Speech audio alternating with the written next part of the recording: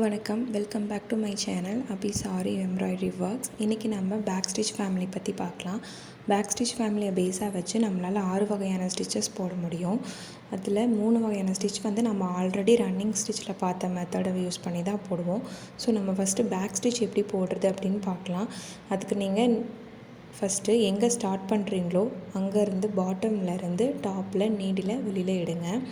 எடுத்துகிட்டு கொஞ்சம் தூரம் டிஸ்டன்ஸ் தள்ளி நீங்கள் நீடில் மறுபடியும் டாப்லேருந்து பாட்டம் இன்செர்ட் பண்ணுங்கள். இப்போ நமக்கு ஒரு ஸ்ட்ரைட்டான ஸ்டிச் கிடச்சிரும். இதுக்கப்புறம் நீங்கள் பாட்டமில் கொஞ்சம் தூரம் தள்ளி மேலே டாப்பில் இடுங்க. அதாவது மேலே இருக்கிற அந்த ஸ்டிச்சுக்கும் அடுத்த ஸ்டிச்சுக்கும் கொஞ்சம் தூரம் தள்ளி இருக்க மாதிரி நீடில் வெளியில் எடுங்க. எடுத்துட்டிங்கன்னா இப்போ நடுவில் உங்களுக்கு ஒரு சின்ன கேப் கிடைக்குது இல்லையா, இதை நீங்கள் ஃபில் பண்ணணும். அதுதான் பேக் ஸ்டிச். ஸோ ஃபஸ்ட்டு ஸ்டிச்சோட எண்டில் திரும்பவும் நீடில் இன்செர்ட் பண்ணுங்கள். இப்போ இன்செர்ட் பண்ணிங்கன்னா உங்களுக்கு அந்த கேப் ஃபில் ஆகிடும். ஸோ பேக் ஸ்டிச் இப்படி தான். இதுவே ரன்னிங் ஸ்டிச்சில் நம்ம ஃபார்வேர்ட் பண்ணி போடுவோம், கேப் விடுவோம். ஸோ பேக் ஸ்டிச்சில் நம்ம பேக்வேர்டில் தான் வருவோம். அதை நீங்கள் ஞாபகம் வச்சுக்கோங்க. எவ்வளோ தூரம் டிஸ்டன்ஸ் தள்ளி எடுக்கிறீங்களோ அதை பேக்வேர்டில் திரும்பவும் நம்ம லாஸ்ட்டாக எந்த ஸ்டிச் முடித்தோமோ அதோட எண்டில் ஃபினிஷ் பண்ணிடணும். பேக் ஸ்டிச் இந்த மாதிரி தான் போடுவோம். ஸோ இதை கம்ப்ளீட் பண்ணிக்கலாம். அடுத்தது பேக் ஸ்டிச்சை வச்சு தான் நம்ம லேஸ்டு அண்ட் விப்டு பிக்னஸ் 3மே போடுவோம். அதனால் அதை 3ஐயும் போட்டு வச்சுக்கலாம்.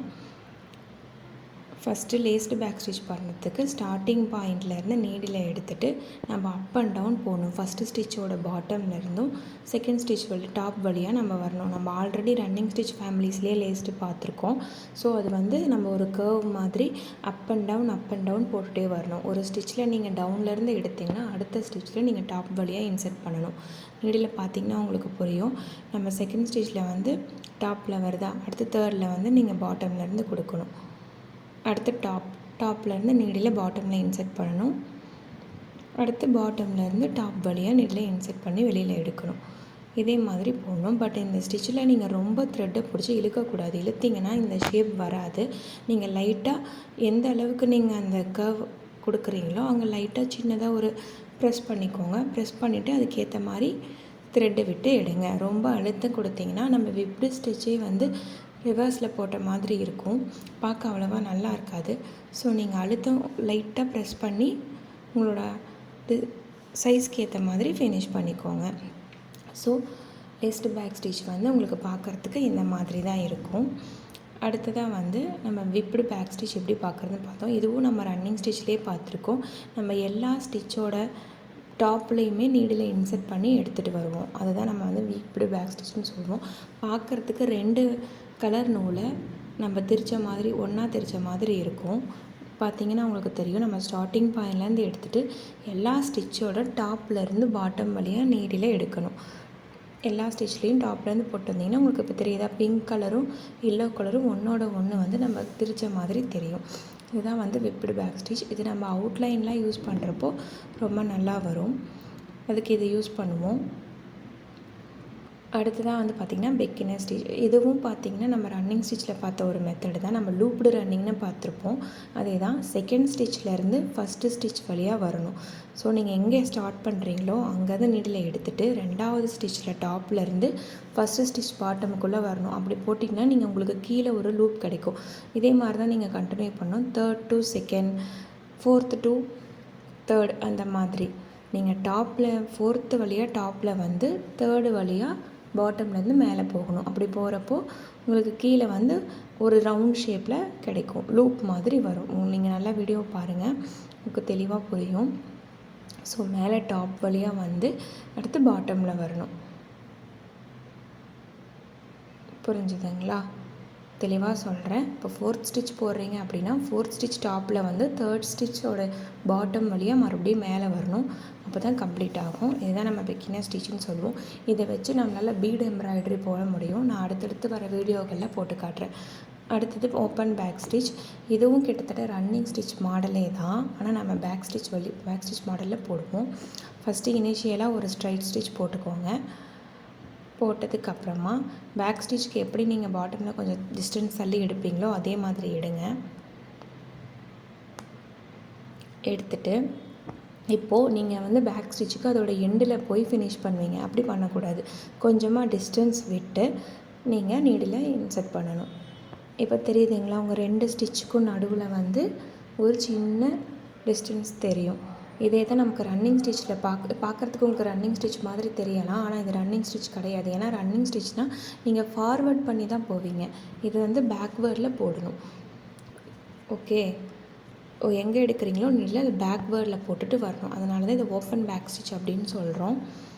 சின்னதாக கேப் மெயின்டைன் ஆகிட்டே வரணும். பார்த்திங்களா தெரியும்.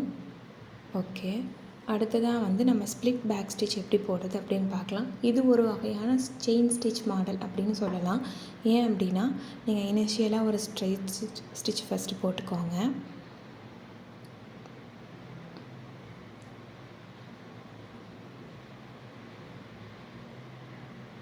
போட்டதுக்கப்புறம் இப்போ பாட்டம்லேருந்து நீங்கள் டிஸ்டன்ஸ் தள்ளி நீடில் வெளியில் எடுத்ததுக்கப்புறம் இப்போ நீங்கள் வந்து பேக் ஸ்டிச்சுக்கு அதோட எண்டில் கொண்டு போய் விடுவீங்க இல்லையா. ஆனால் இப்போ நீங்கள் என்ன பண்ணுறீங்கன்னா, நான் ஆல்ரெடி ஸ்டிச் போட்டிருக்கோம் இல்லையா, அந்த ஸ்டிச்சுக்கு நடுவில் கொண்டு போய் நீங்கள் நீடில் விடணும். அந்த எண்டுக்கும் கொஞ்சம் முன்னாடி, அதாவது உங்களோட இந்த ஸ்டிச் வந்து அதோட வழியாக வர மாதிரி உங்களுக்கு தெரியணும். நான் ஜூம் இன் பண்ணாமல் விட்டுட்டேன். முடிஞ்சால் ஜூம் இன் பண்ணி மறுபடியும் அப்லோட் பண்ணுறேன். உங்களுக்கு இதில் கொஞ்சம் பாருங்கள் தெரியும்.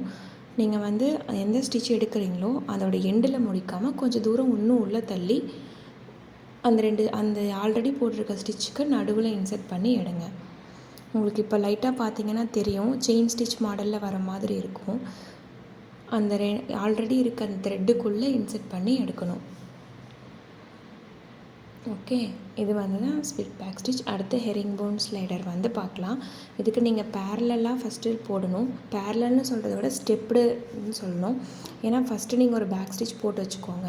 அடுத்ததாக பார்த்தீங்கன்னா, இந்த பேக் ஸ்டிச் வந்து கீழே லைன் எப்படி போடணும் அப்படின்னா, நீங்கள் ஃபஸ்ட்டு 2 லைன் ஒரு ஸ்டிச் போட்டிருக்கீங்க இல்லையா, அதோட சென்டரில் வரணும். அடுத்த ஸ்டிச்சோட சென்டரில் முடியணும். அந்த மாதிரி நீங்கள் போடணும்.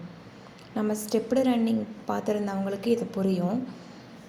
பார்க்காதவங்க அந்த வீடியோவை பாருங்கள், நான் டிஸ்கிரிப்ஷனில் கொடுக்குறேன். ஸோ ஃபஸ்ட்டு ஸ்டிச்சுக்கும் செகண்ட் ஸ்டிச்சுக்கும் நடுவில் வர மாதிரி நீங்கள் வந்து இதை போடணும். ஒவ்வொரு ஸ்டிச்சும் வர மாதிரி நீங்கள் போட்டுகிட்டே வரணும். இது வந்து பார்த்திங்கன்னா செகண்டுக்கும் தேர்டுக்கும் நடுவில் வர மாதிரி நான் இந்த ஸ்டிச் போடுறேன்.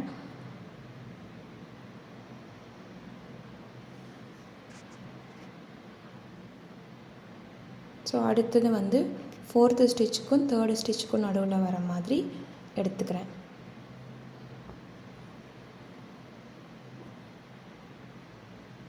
இதே முறையில் இந்த ஸ்டிச்சை வந்து நம்ம இப்போ கம்ப்ளீட் பண்ணிக்கலாம்.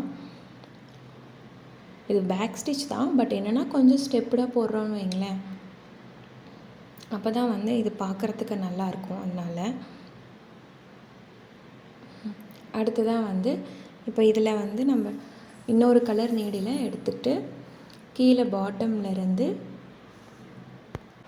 செகண்ட் ஸ்டிச்சோட பாட்டம்லேருந்து ஃபஸ்ட்டு ஸ்டிச் பாட்டம் வழியாகவே மேலே எடுக்கணும். இது ஆக்சுவலாக க்ரௌன் காலர் ஸ்டிச்சோட மாடல் தான்.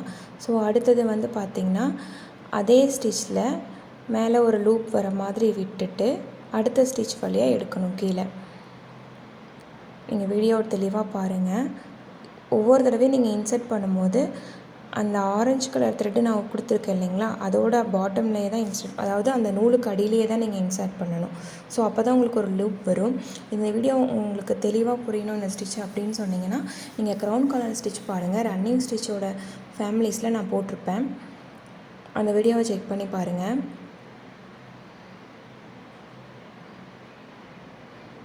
ஸோ இப்போ பார்த்தீங்கன்னா புரியும். இப்போ நீங்கள் இந்த ஆரஞ்சு பாட்டம்லேருந்து மேலே இருக்க 3rd ஸ்டிச்சில் விடணும். அடுத்தது அதோட அடியிலேருந்து கீழே இருக்க 4th ஸ்டிச்சில் விடணும். திரும்பவும் இதோட அடியிலேருந்து மேலேயும் அதே மாதிரி நீங்கள் ஈச் ஒவ்வொரு தடவை விடும்போது அந்த ஆரஞ்சு ஸ்டிச்சோட அடியிலேருந்தே தான் விட்டுட்டு வரணும். ஓகே, இப்படி போட்டிங்கன்னா உங்களுக்கு ஒரு லூப் மாதிரி கிடைக்கும். இதுதான் நம்ம ஹெரிபோன் லேடர் அப்படின்னு சொல்லுவோம். நீங்கள் சைஸ் இன்னும் கொஞ்சம் சின்னது பண்ணிக்கிட்டால் இன்னும் நல்லாயிருக்கும். இதுதான் back stitch family. Back stitch சேனலை சப்ஸ்கிரைப் பண்ணுங்கள், லைக் பண்ணுங்கள். தேங்க்யூ ஃபார் வாட்சிங்.